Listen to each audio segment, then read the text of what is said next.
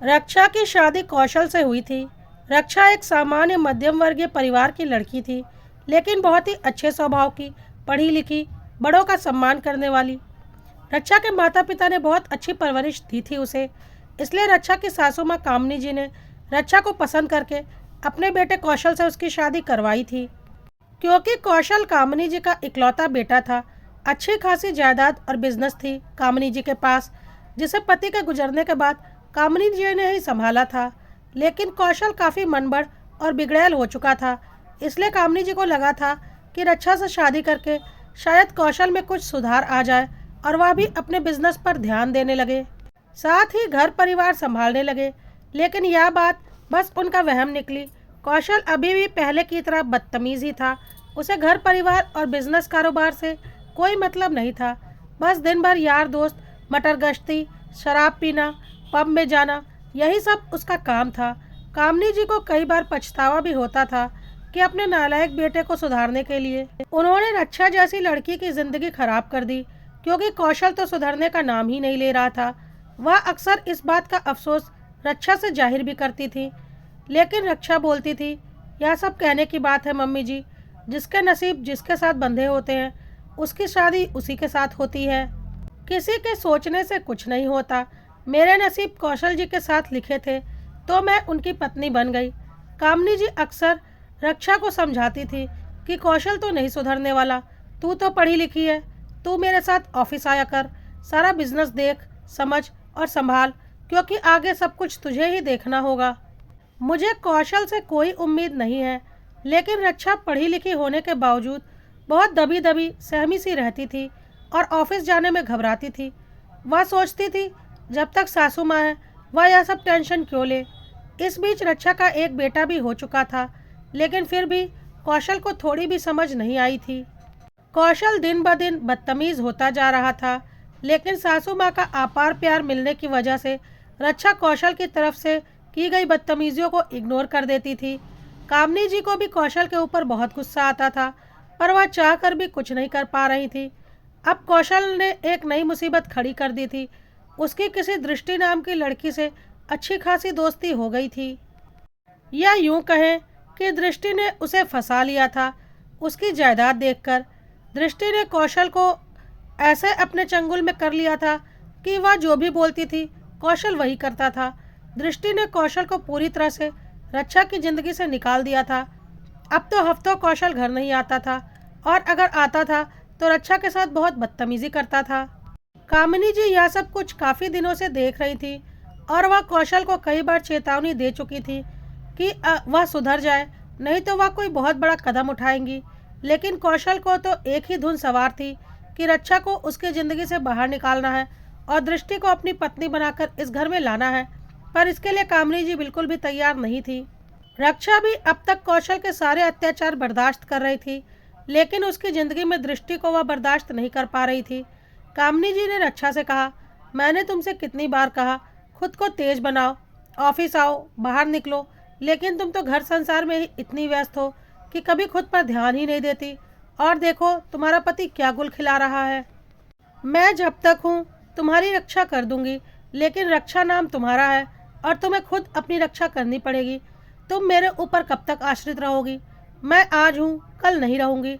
रक्षा ने भी अब थोड़ा बहुत ऑफिस जाना शुरू कर दिया था और बिजनेस को समझने लगी थी, जिसके लिए दृष्टि कौशल को भड़काया करती थी कि उसे ऑफिस मत जाने दिया करो, वरना वह इतनी आसानी से तुम्हारा पीछा नहीं छोड़ेगी। अगर वह तुम्हारी सारी प्रॉपर्टी के बारे में जान गई तो उसे पैसों का लालच लग जाएगा। और फिर कौशल जाकर रक्षा के साथ बदतमीजी करता था। शराब के नशे में वह इतना पागल हो जाता था कि रक्षा के साथ साथ वह कामिनी जी के साथ भी बदतमीजी करने पर उतारू हो जाता था। और कामिनी जी भी बहुत अच्छे से समझ चुकी थी कि कौशल को समझाना अब उनके बस की बात नहीं है, इसलिए उन्हें समय रहते कोई फैसला करना ही पड़ेगा। इसी तरह से कौशल और रक्षा की शादी को 8 साल बीत चुके थे और उनका बेटा लगभग 7 साल का हो चुका था। लेकिन आज तक कौशल दृष्टि के साथ ही रहता था और उसे ही अपनी पत्नी मानता था। अब तो कौशल महीनों घर नहीं आता था और दृष्टि के साथ अपने फार्म हाउस पर ही समय बिताता था। कामिनी जी अब बीमार रहने लगी थी। उन्होंने रक्षा को अपने पास बुलाया और बोला, देखो रक्षा, मैं हार्ट पेशेंट हूँ और पहले भी मेरे 2 हार्ट अटैक हो चुके हैं। अब मुझे नहीं लगता मैं ज़्यादा दिन बचूंगी। लेकिन तुम अपने आप को मजबूत बनाओ। जब तक मैं थी, कवच बनकर तुम्हारे आगे खड़ी थी और दृष्टि और कौशल तुम्हारा कुछ भी नहीं बिगाड़ पाए। लेकिन मेरे नहीं रहने पर तुम क्या करोगी? वह दोनों तुम्हें निकाल कर बाहर फेंक देंगे। कहाँ जाओगी? क्या होगा तुम्हारा? कौशल के पिताजी की सारी जायदाद पर तुम्हारा और तुम्हारे बेटे का पूरा हक है, जिस पर वह दृष्टि कुंडली मारकर बैठी है। मेरा पोता इस जायदाद का वारिस है और अगर मेरे जाने के बाद कौशल ने तुम्हें इस घर से निकाल दिया और दृष्टि से शादी कर ली, तो तुम दोनों माँ बेटा अपने हक से वंचित होकर रहोगे और वह दृष्टि कौशल के साथ। और अगर बेटे को कौशल ने ले लिया तो सोच लो सौतेली माँ उसका क्या हश्र करेगी। इसलिए अभी भी मौका है, सुधार लाओ खुद में। रक्षा को कुछ समझ में नहीं आ रहा था और वह बहुत परेशान हो रही थी। तब तक वकील साहब आ गए और कामिनी जी ने वकील साहब से बोला, मैं अपनी मर्जी से अपनी सारी संपत्ति, सारा बिजनेस, सब कुछ अपनी बहू रक्षा के नाम करना चाहती हूँ। सुनकर वकील हैरान रह गए और बोले, लेकिन यह सब तो आपके बेटे कौशल के नाम पर होना चाहिए। कामिनी जी ने बोला, मुझे कौशल पर बिल्कुल भी भरोसा नहीं है।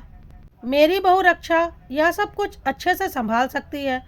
वकील ने कामिनी जी के कहे अनुसार सारी संपत्ति रक्षा के नाम पर कर दी। कामिनी जी ने रक्षा से कहा, देख बेटा, जाने से पहले मैं जो तेरे लिए कर सकती थी मैंने कर दिया। अब आगे की लड़ाई तुझे खुद लड़नी है। अगर तू खुद अपने लिए लड़ेगी तो तेरा और तेरे बेटे का भविष्य सुरक्षित रहेगा, क्योंकि मेरा बेटा तो नहीं सुधरने वाला। मैं तो अपने बेटे को अपने जीते जी नहीं सुधार पाई। अगर हो सके तो तू अपने पति को एक बार और सुधारने की कोशिश कर लेना। इसके कुछ दिनों बाद ही कामिनी जी की मृत्यु हो गई। अब तो कौशल और दृष्टि को लगा उनके रास्ते का कांटा ही हट गया।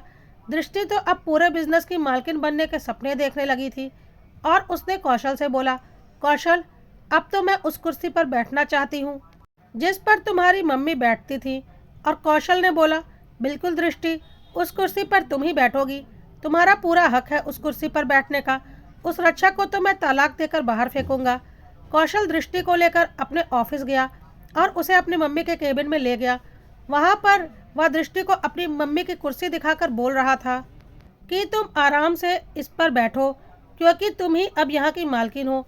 लेकिन तब तक रक्षा वहाँ आ गई, क्योंकि रक्षा को खबर मिल चुकी थी कि कौशल और दृष्टि ऑफिस में आए हुए हैं और रक्षा ऑफिस में ही थी।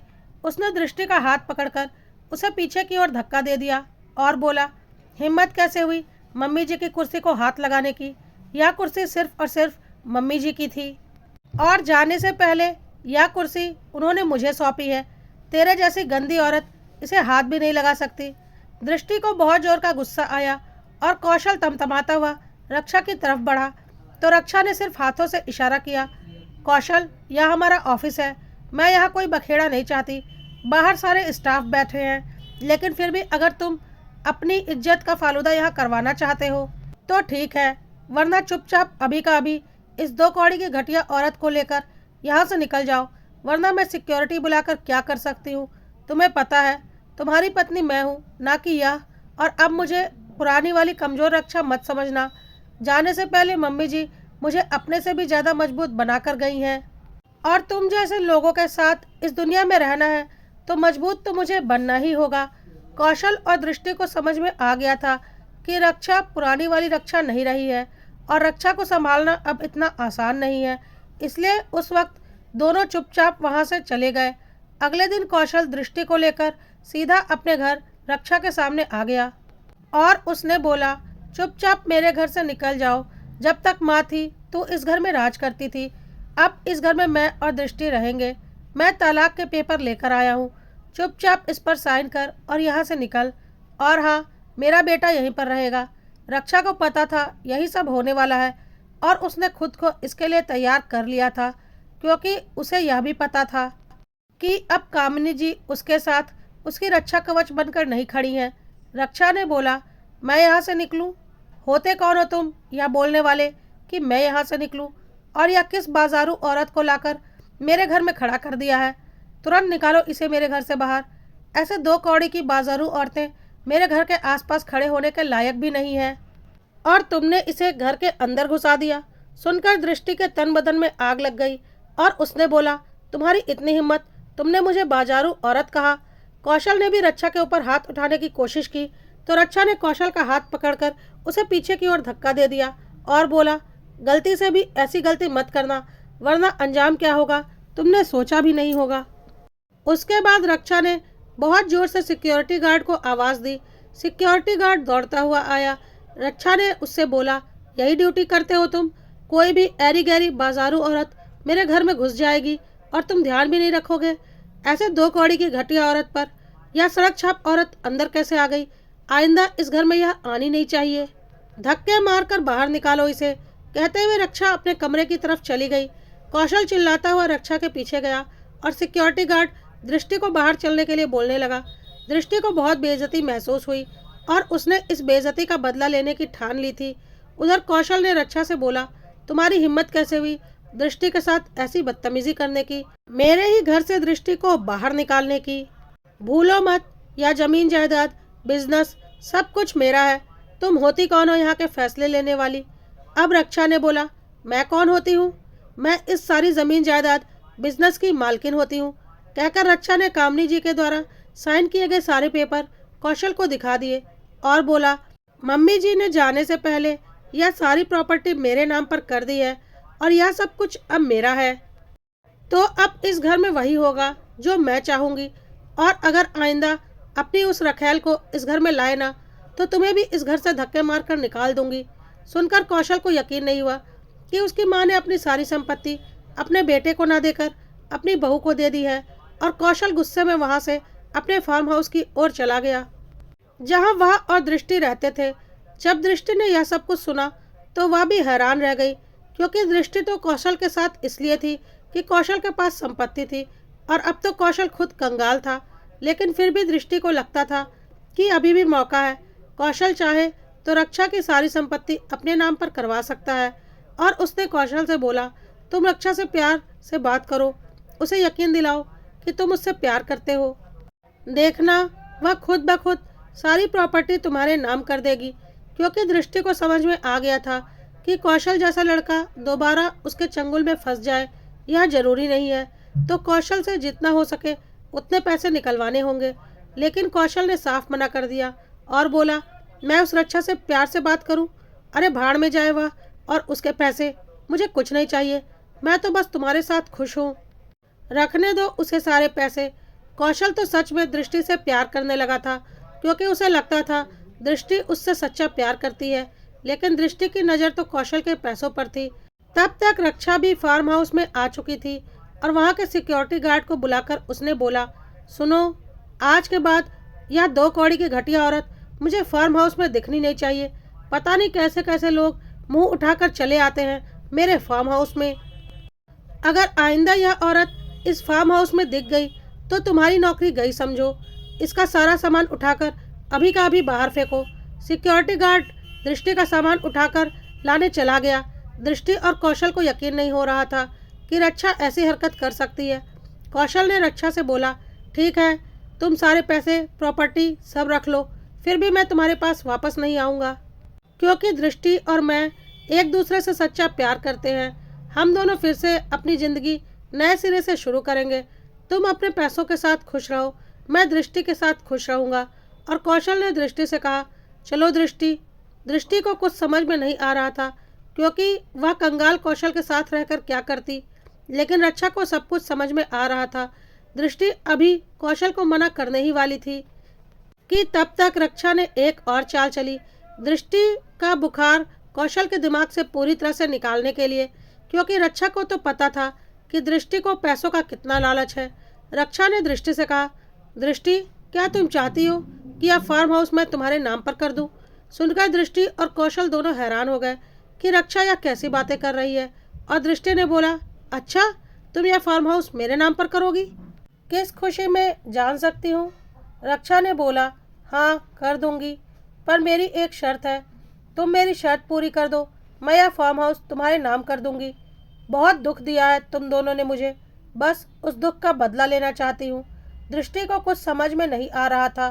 रक्षा ने बोला, एक काम करो, अपनी चप्पल उतारो और कौशल को उस चप्पल से मारो। अगर तुमने मेरा यह काम कर दिया तो यह फार्म हाउस तुम्हारा। सुनते ही दृष्टि को यकीन नहीं हुआ और उसने तुरंत ही अपनी चप्पल उतार ली कौशल को मारने के लिए। यह देखते ही कौशल के प्यार का सारा नशा उतर गया, क्योंकि अभी कुछ देर पहले इसी दृष्टि के साथ कौशल अपने आगे के जीवन के सपने बुन रहा था और उसका वही प्यार आज पैसों के लिए उसे चप्पल से मारने को तैयार है। दृष्टि अपनी चप्पल लेकर कौशल की तरफ बढ़ रही थी कि रक्षा ने आकर उसका हाथ पकड़ लिया और बोला, हिम्मत कैसे हुई मेरे ही सामने मेरे पति को चप्पल से मारने की? चल निकल यहाँ से। कहकर रक्षा ने अपनी चप्पल निकालकर दृष्टि को दिखाते हुए बोला, तुरंत का तुरंत यहाँ से बाहर निकल, नहीं तो इतने चप्पल मारूंगी कि खुद को पहचान नहीं पाएगी। कहकर उसे बाहर की ओर धक्का दे दिया। उसके बाद कौशल से बोला, देख लिया आपने अपने सच्चे प्यार को, इतने सच्चे प्यार को कि पैसों के लिए तुम्हें चप्पल से मारने के लिए भी तैयार हो गया। कौशल को आज अपनी गलती का एहसास हो रहा था। रक्षा ने आगे बोला, कौशल, भले ही तुमने मुझसे कभी प्यार नहीं किया है, लेकिन फिर भी तुम मेरे पति हो और अपने पति की बेइज्जती मैं कभी बर्दाश्त नहीं कर सकती। और उस बाहरी औरत की औकात नहीं थी तुम्हारे ऊपर चप्पल उठाने की, इसलिए उसकी औकात उसे मैंने दिखा दी। कौशल को आज समझ में आ गया था कि पत्नी क्या होती है और रखैल क्या होती है। कौशल रक्षा से माफ़ी मांगना चाहता था, लेकिन रक्षा ने साफ बोल दिया, कौशल, मैं तुम्हें एक पत्नी के रूप में कभी माफ़ नहीं कर सकती और मुझसे एक पत्नी के रूप में कोई उम्मीद मत रखना। लेकिन हाँ, तुम मेरे बेटे के पिता भी हो, तो इसलिए मुझे अपने बेटे के पिता के रूप में तुम्हें माफ़ करना ही पड़ेगा, नहीं तो उसके साथ नाइंसाफ़ी होगी। उम्मीद है अब तुम सही रास्ते पर चलोगे और अपने बच्चे को एक उज्जवल भविष्य दोगे और अपने बिजनेस को सही ढंग से संभाल कर अपने मम्मी पापा का नाम रोशन करते हुए आगे बढ़ोगे। लेकिन हाँ, आंखें तुम्हारी जरूर खुली हैं, पर भरोसा मेरा तुम्हें जीतना होगा, तभी तुम्हें तुम्हारी प्रॉपर्टी वापस मिलेगी। कौशल ने बोला, रक्षा, मुझे कोई प्रॉपर्टी वापस नहीं चाहिए। सारी प्रॉपर्टी तुम्हारे नाम पर है और तुम्हारे नाम पर ही रहनी चाहिए। माँ का फैसला बिल्कुल सही था, लेकिन अफसोस कि माँ के रहते मेरी आंखें नहीं खुल पाई। वादा करता हूँ एक ना एक दिन ऐसा जरूर आएगा कि तुम्हें दोबारा मुझ पर भरोसा होगा और तुम मुझे पति के रूप में अपना लोगी। कहकर कौशल अपने बेटे के पास जाने के लिए फार्म हाउस से अपने घर की तरफ निकल गया। इस बार साथ में रक्षा भी थी, पर एक दोस्त के रूप में।